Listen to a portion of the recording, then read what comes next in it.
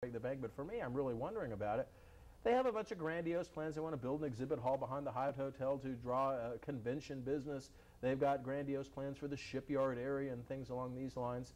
They want to take over the responsibility for developing downtown from the JEDC, and I don't quite know how to take that. I mean, the JEDC has been such a nightmare in itself, but I can only imagine those concerns would be amplified if we had a specific government agency that was focused on this. Look at the second to the last bullet point. It's going to have its own budget and approve its own expenditures. I mean, they basically want this $29 million to be approved by the city council, and then they want to dispense it as they see fit. And the chairman of this group, Peter Rummel, is on record as saying that they are not here to make friends with this proposal. They're here to get something down. And so if Peter Rummel is actually watching this show, I do have a comment for him. If he wants to make this proposal and not make friends in the process, Mr. Rummel, you have succeeded. Let me give you an A grade on that, because you've certainly not made a friend with me with this kind of a proposal. Phil, your reaction to this whole notion that, the government needs to, somehow drive economic activity with incentives, that they need to recreate the downtown area, and how do you feel about this idea that yet another agency of government would create with its own budget to do this type of work? Well, actually, I'll be his friend if he wants to put me in charge of the free $30 million that I can do with whatever I want with no oversight. It'll be a big party, but I don't think it'll do much for Jacksonville. And regardless of who is in charge of that, I don't think it will. It's ridiculous. I mean, sometimes I keep thinking, how can our local Jacksonville politicians find a way to go further? We have no bid emergency batting parks. We have people proposing government dog parks. There's actually a government go-kart track. And now this, let me tell you, all you have to do is look across the country. Most cities, especially where I'm from in Ohio, have stuff like this where they just want to drop all this money on downtown. It has never, ever in the history of America worked. And in fact, many times it has sunk them. Cleveland, Ohio, they now have a commission on bulldozing streets. They have a similar thing where they were dropping all this money into downtown. It doesn't work. It doesn't work. Why? And it didn't work in communist Russia. This is centralized planning. Why do people think this is going to work? Let it happen. I know it feels like you're not taking responsibility as a government, but guess what, government? That's not your job. It's a job of people that want to make money to do it. And at the end of the day, I mean, I just don't know what they're thinking. Maybe they're thinking that our government's grown so big, we need to get money because nobody's going to be left in Jacksonville to actually come and do business with us. Yeah, well put. Maybe they're watching reruns of that old movie Field of Dreams. They feel if they build it, they will come. If they build enough downtown, people are going to flock there or whatever. Unfortunately, the track record down there has been very, very shady at best. Not only in terms of the incentives that have been the projects that have been built in terms of the lack of drawing power of those, but just the general mismanagement and malfeasance that's gone on with things like the JEDC and the shipyards development and some of the incentives that have been handed out to builders and stuff, going all the way back to the Adams Mark Hotel, going back to some of the other things that we have downtown, just enough to make you shake your head. It drives away a lot of business, and you don't see the businesses driven away, because at the end of the day, if you're a business that's looking at Jacksonville because you really want to compete and you see them giving out handouts to political buddies and you know you're not a friend, you're going to realize I can't compete in that place because those people don't even have to outsell me. They're going to get free money and drive me out of business no matter how good of a product I provide at how cheap of a price I provide it. Yeah, well put. And Phil, just to kind of wrap this topic up in terms of our local government, we have another slide that we're going to go ahead and put up. It's called Local Jacksonville Government. Is it a friend or a foe of fiscal responsibility? We've got a budget that's close to $1 billion here in Jacksonville. I mean, that is just a jaw-dropping figure to me. Unfortunately slated to continue to grow. John Payton initially ran on a pledge of no new tax. Of course, we had the 3 new fees instituted recently. I'm sorry about the years they're going over. That's actually instituted in recent years on the third bullet point: a garbage fee, a stormwater fee, a JEA franchise fee. We had a millage rate increase because the assessed values of property has gone down. And Phil, just in following the situation as I do, there are a few voices for fiscal constraint there. We typically have a couple of allies who basically say, hey, look, that this doesn't make sense. Certainly Clay Yarborough certainly is one that falls in. But more often than not, we find our elected officials down at the city council bending to the whims of the mayor, bending to political pressures, and any talk that they, voice about being fiscally responsible seems to go out of the way when push comes to shove.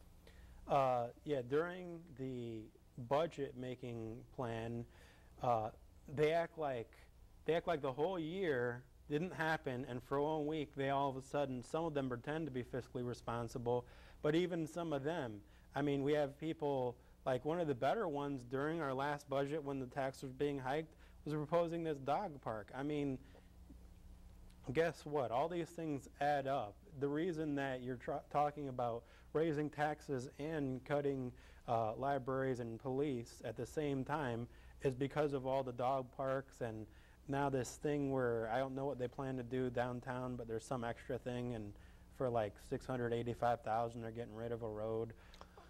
Yeah. Actually, I'm glad you brought that up because I was going to mention that I believe you're talking about the proposed closing of Monroe Street, which is right in front of the white elephant of the new courthouse that we have downtown, and the council actually voted against that last night. Which is probably good because a couple of years ago we spent a lot of money beautifying the roads into downtown to have them as gateways, and of course now is being planned to be closed.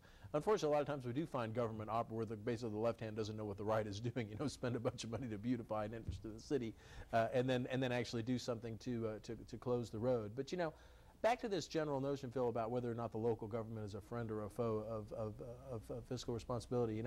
Back when we had the Better Jacksonville plan some years back and we passed the sales tax increase, we were promised certain projects that weren't going to go above budgets and things along those lines. And of course, very few, if any, of those projects actually met the budgetary guidelines that were proposed at time one. So government gets involved with these things. There's always a certain amount of mission creep. And perhaps nowhere exemplified better than with the overblown, overly expensive, and frankly unnecessary new Duval County Courthouse. We've talked previously on this show about how I think it was supposed to cost less than $100 million, right? It was the original proposal I think was about $160 million, but it was less than $200 million. But now, it's gone beyond all proportion. I mean, it's probably going to be a $400 million project by the time everything is said and done. And back at the time, I think there were a lot of people who were saying, oh yeah, we know it's a waste, we know it's too much, but not that big of a deal. Well, now that we're in a position where the city really needs to tighten its belt, spending too much money on a downtown courthouse becomes a big deal. Spending too much money on a downtown library that's really underutilized, and the massive amount of money that was spent on that actually resulted in a decrease of library hours for other libraries around the city. That stuff becomes a big deal. And so taking that long-range, fiscally responsible view, planning for the future, is something that government does not do well at all either. Yeah, I mean, $500 million for a courthouse. We already have one. I think really that was about people trying to clear land that's on the river for their politically connected buddies. I don't know. Yeah, and we've talked previously on shows before that, in this city we don't have night court, we don't have weekend court. You could shoot a cannon down the hallway of that courthouse in the afternoon most weekends. You wouldn't hit anybody. And granted, I've been in it recently, so I know that it needs a lot of refurbishment or whatever. And perhaps the answer was a new courthouse, but I'm not convinced that some of the proposals around creating a satellite systems of courts around a large geographically dispersed county like Duval County is not the best idea. I think the voices that went out, frankly, were the ones who kind of wanted a Taj Mahal and a monument to themselves downtown. So, a lot of unfortunate things behind the scene there. Of course, the real unfortunate thing is we get stuck paying the bill. But really, I think the point that I wanted to make is that, a lot of times people say, well, yeah, that's an expenditure, but yeah, it seems to make sense. Yeah, it seems like a good idea. Well, at the end of the day, you do get to the point where you got to look in the mirror and say, what are we going to spend on basic services? What do we need to provide as essential services for the city? And to the extent that you've spent more money than you should have on these other things, you don't have that money available when that time comes. Yeah, and what happens, they're continuing to actually decrease. Leeds is in the top 10 in the nation when it comes to unemployment. And it's not because they spent too much government money. It's just not. And they try and actually act like it is. Yeah, well put. Well, Phil, why don't we take a little bit of a break here, and why don't you tell the folks about the next upcoming Duval County meeting and how people can find out more information about the local LP? Well, as always, it's the third Thursday of every month at the Golden Corral across from Tinseltown. That's on Southside Boulevard at about 6:30. I believe it's going to, for this month of February, it's going to be the 17th. Very special meeting. So if you don't usually come, you're a Libertarian, come on out. A couple of things. Charlotte Braden and Vicki Kirkland are visiting. These people are running for chair and vice chair of the Libertarian Party of Florida. So come out and meet them. Also, we're going to have some elections for local officers. We had a special meeting happened at the same time as our last meeting. We didn't make quorum, so you still can have some input on how we go forward as a county group. I do want to also talk about the fact that please mark your calendars. The end of April, we're having our annual state convention. It's going to be down in Palm Beach. I've seen the hotel. I've even posted some photos up of it, and it's a great place. So consider coming out and checking out what the state level of Libertarian Party is all about. Great, thank you. Yeah, certainly picked a good location for it. Well, folks, we're actually kind of winding down to the end of the broadcast, so we've got a couple more slides we're going to go over quickly.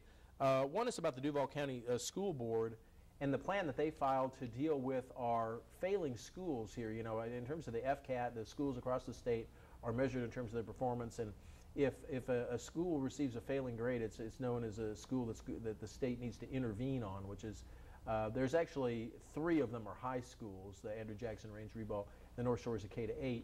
And interestingly enough, the state does actually require these schools to do a couple of things when they are failing. They've either got to become charter schools, they've got to be managed by an outside entity, or they have to be closed. So what did our local school board do? They submitted a plan that met none of those criteria, which I thought was just kind of flipping the bird to the state government, which generally speaking, I suppose I'm not necessarily opposed to, but it just seemed like it was a very disingenuous thing to do. Eric Smith, the education superintendent for the state of Florida, has basically said that Duval is non-compliant, and they run the risk of losing funding because of that. So, Phil, it's going to be very interesting to see how that evolves. I do want to go to our next slide because I want to give a little bit of time to our regularly occurring segment that we call Government Abuse of the Month. And this one involves our friends at the Florida Highway Patrol and these random checkpoints. Very, very quick history lesson on this. These things, these checkpoints where everybody gets pulled over started in the 80s as a drunk driving thing with MAD and all that kind of stuff. They were found unconstitutional by a number of state courts, most prominently in Oklahoma and Michigan, who found them to be a violation of the Fourth Amendment, which of course protects us against unreasonable searches and seizures. The Supreme Court ruled 6-3 that they were legal because they targeted nobody unfairly. Basically, they inconvenienced anybody. So a very interesting interpretation of the Fourth Amendment by the Supreme Court, not that it prevented the government from unreasonable search and seizures, but it prevented them from doing it in a less than uniform fashion, which to me was a little bit chilling. And now they target other things like the Florida Highway Patrol right now is basically saying that they're looking for vehicle conditions, driver's license status. They find drugs, weapons, all that kind of stuff. And basically, Phil, it is a guilty until proven innocent kind of a thing, which is one of the fundamental recipes for a police state. I'm assuming as a Libertarian these don't sit well with you. It's sad. Some people are going to justify this stuff, but it's not justified, and I hope they start really catching some people, the people that say, well, if you're not guilty, you have nothing to worry about. They don't realize everything is illegal anymore. We do live in a police state, and it's sad. It's not. Yeah, like I mean, what if our you had founders cops on the said, street doing a on-demand strip search of people or whatever, you probably would find people that had weapons or drugs. But would those ends justify the means? The answer would be no. And one of the things that sets us apart as a free people is the right to be protected from unreasonable searches from government and government officials. Certainly, this one crosses the line. So, and they're doing it just for paperwork now. Well, they're doing it and they're doing it for revenue. I mean, you know, in terms of the citations that they can write and things along those lines. States, who are of course increasingly cash-strapped, find these to be a great source of revenue. Unfortunately, you and I take it in the shorts once again, which is not a very desirable situation. So. Well, Phil, believe it or not, we're at the end of the show, so we're going to have to leave it there, but appreciate your contributions and your dialogue, and we'll look forward to seeing you next time. Thank you. All right. So, again, for those of you that are interested in learning more about the Libertarian Party, Libertarian philosophy, et cetera, a couple of quick things you can do. First of all, continue to look for us here Wednesdays, 7 o'clock on your Comcast Community Access schedule. Also, other times the show floats around, so look for the Libertarian Perspective, Wednesdays at 7. The other thing is check us out here locally, www.jaxlp.org, 904-731-5656. Meeting third Thursday of every month.